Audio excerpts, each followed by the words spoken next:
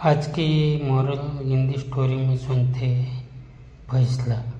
कई वर्ष पहले एक घने जंगल में 4 चोर रहते थे।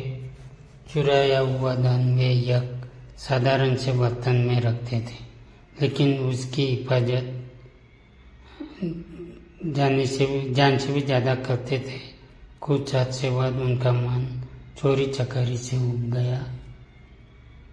मैं तो ऐसी जिंदगी से तंग आ गया हूँ, हमें हमेशा चौकन्ना रहना पड़ता है, वरना हम पकड़े भी जा सकते हैं। एक ने अपना दुखड़ा रोया। हाँ, मैं भी चाहता हूँ कि हम लोग एक शांत सच्ची जिंदगी जिए। दूसरे चोर ने हाँ में हाँ मिलाई। बहुत अच्छा, हम जंगल छोड़कर किसी ऐसे शहर चलते हैं जहाँ हमें कोई जानता न हो। शायद कोई साफ सुथरा काम धंधा ही हाथ लग जाए। तीसरा बोला। 3 चोरों को तो ये सुझाव पसंद आया और उन्होंने तय कर लिया कि वे जंगल छोड़ देंगे, लेकिन चौथे चोर को अपनी जीविका के लिए कोई खरा धंधा करने की योजना पसंद नहीं आई। उस समय तो वह चुप रहा, लेकिन उसने बर्तन में रखे पैसे चुरा कर भाग जाने का इरादा कर लिया। वह सही मौके का इंतजार करने लगा। चारों चोर एक शहर पहुंचे और वहाँ एक धर्मशाला छत्रम में रुक गए। उनमें से 2 शहर के बारे में कुछ जानकारी हासिल करने निकल पड़े। जल्दी ही उन्होंने एक वृद्ध औरत का घर देखा, जो आरामदेह तो लगता ही था, उनके लिए भी ठीक था। दोनों ने छत्रम लौटकर अपने साथियों से वृद्धा के घर जाकर जिक्र किया। वे भी सहमत हो गए और चारों चोर उस घर के लिए निकल पड़े। हम चारों व्यापारी हैं, एक चोर बोला, और इस शहर में कुछ काम धंधा शुरू करना चाहते हैं। हमें आपका घर पसंद आया और इसके कुछ कमरे किराए पर लेना चाहते हैं। हम जब तक यहाँ रहेंगे आपको अच्छा किराया देते रहेंगे। दूसरा बोला। बुढ़िया बहुत खुश थी और उसने अपने मेहमानों की खूब खातिरदारी की। आप यहाँ जब तक चाहे रह सकते हैं।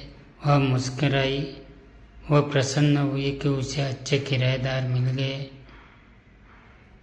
चारों चोर पता लगा चुके थे कि वह बहुत नेक और सच्चे औरत है, जिसे पराई दौलत का लालच नहीं है। इसीलिए उन्होंने अपना पैसों से भरा बर्तन बुढ़िया को संभालने के लिए दे दिया। कृपया इस बर्तन को ध्यान से रखिएगा। एक ही शर्त है, इसे देना तभी जब हम चारों साथ में इसे मांगने आए। ठीक है, बुढ़िया ने बर्तन लेते हुए कहा। वह अपने घर के पिछवाड़े गई और देखने लगी कि कोई देख तो नहीं रहा। जब उसे तसल्ली हो गई तो उसने जमीन खोदकर उसमें बर्तन डाला और उसे वापस मिट्टी से ढक दिया। चारों चोर कुछ काम धंधे की तलाश में शहर चले गए। जल्दी ही वे काफ़ी थक गए और बुढ़िया के घर से कुछ ही दूरी पर खड़े वृक्ष के नीचे बैठकर सुस्ताने लगे। तभी एक औरत लस्सी बेचती हुई वहाँ से निकली। चारों ने थोड़ी लस्सी खरीदने का निश्चय किया। लस्सी बहुत स्वादिष्ट थी। उन्होंने सोचा कि दोपहर के भोजन के साथ पीने के लिए थोड़ी लस्सी भी ले ली जाए।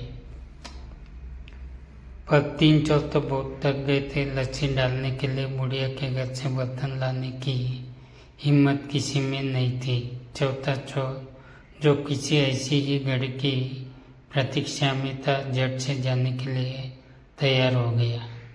वो बुढ़िया के घर पहुंचकर बोला, मुझे मेरे साथियों ने बर्तन लाने के लिए भेजा है, लेकिन मैं तो ये बर्तन तभी दूंगी जब तुम चारों इकट्ठा होगे। वह मना करती हुई बोली। उस चोर के दिमाग में एक विचार आया। मेरे साथी यहाँ से कुछ ही दूर केले के पेड़ के तले बैठे हैं, आप खुद ही पूछ ले, उसने राय दी। बुढ़िया घर से बाहर निकली। उसने तीनों को पेड़ के नीचे बैठे हुए देखा। क्या आपने अपने दोस्त को बर्तन लाने का भेजा है? वह चिल्लाई, जी कृपया उसे दे दीजिए। तीनों चोरों ने जवाब दिया। बुढ़िया ने सोचा कि उन्हें अपना बर्तन किसी कार्य हेतु चाहिए होगा जो उन्होंने अपना विश्वसनीय साथी भेजा है। उस चोर को फावड़ा देती हुई वह बोली, पिछवाड़े से खोदकर बर्तन निकाल ली। इतना कहकर वह अपने घर के कामों में उलझ गई। चोर ने बर्तन निकाला और चुपके से पिछले दरवाजे भाग खड़ा हुआ। इस बीच उसके दोस्त चिंतित हो रहे थे। काफी वक्त बीत चुका था और उनके साथी का कुछ पता नहीं था। तीनों बुढ़िया के घर गए।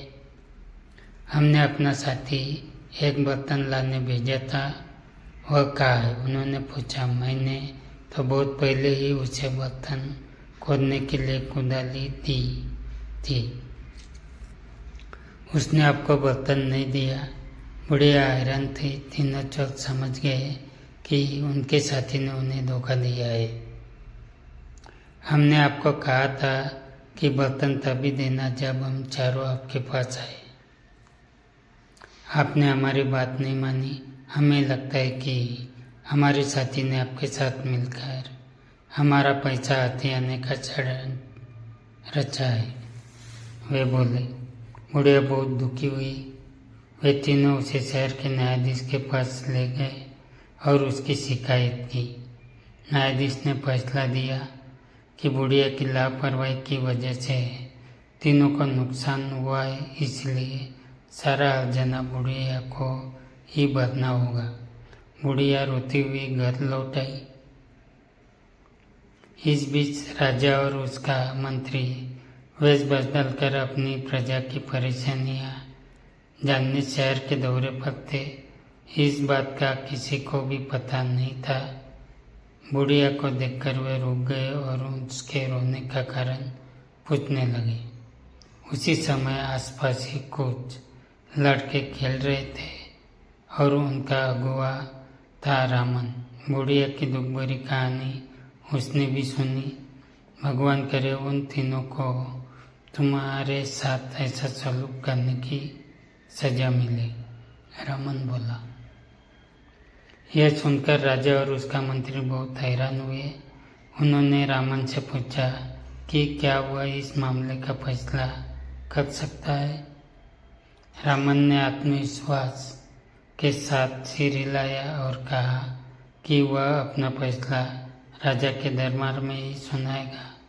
अगले दिन महल में दरबार लगा। रामन न्यायाधीश के आसन पर बैठा था। उसने चोरों की कहानी सुनी। तुम्हारी शर्त यही थी न कि बुढ़िया यह बर्तन तुम्हें तभी दे जब तुम चारों उसे लेने आओ। रामन के प्रश्न पर तीनों ने हामी भरी। बहुत अच्छा, वह शर्त पूरी करने के लिए तैयार है, पर यहाँ तक तुम सिर्फ 3 हो। जाओ अपना चौथा साथी लेकर आओ जिससे शर्त पूरी की जा सके। रामन ने आदेश दिया। शाबाश, क्या फैसला दिया है। राजा ने रामन की बुरी बुरी प्रशंसा की। तुम छोटे हो पर समझदार हो। आज से तुम मर्यादा रामन के नाम से जाने जाओगे और हमारे दरबार में ऐसे मुकदमे के फैसले किया करोगी।